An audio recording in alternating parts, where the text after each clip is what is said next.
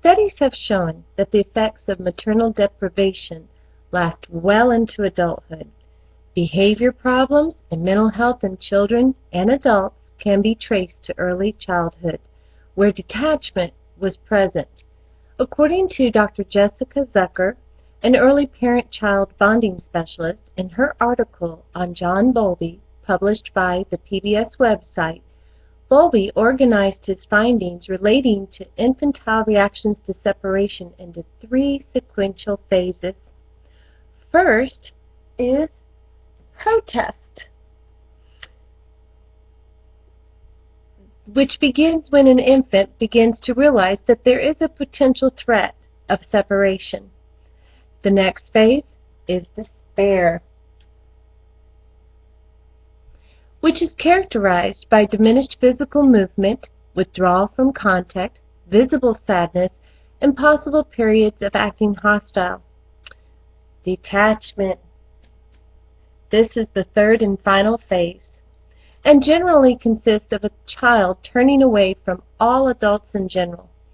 When the mother or caregiver returns, the child may react with clingy behavior and have a relentless fear of his or her next abandonment. Now, Dr. R. Chris Brawley, an associate professor at the University of Illinois Department of Psychology, found that adults, too, who are insecure in their relationships can be anxious, resistant, and worry that their partners do not love them completely. These adults can be easily angered, frustrated, appear not to care about having a close relationship, appear not to want to be too dependent on others, or appear not to want others too dependent on them. Individual differences, wants, needs, etc. for attachment influence personal functioning in adults the same way it does in children.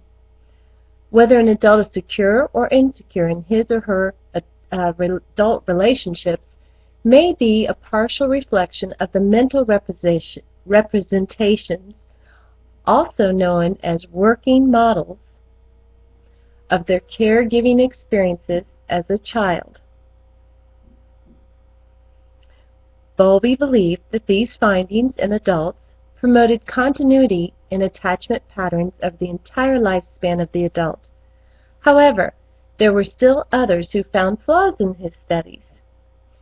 Saul McLeod, in his article for Simply Psychology, points out that Bowlby's research was not reliable because it was based on retrospect or memory recall of a patient's childhood experiences, and that further studies by others addressed issues he missed, such as the fact that after 8 months of age, infants do attach to others, and that several indicators of attachment can be seen in young children.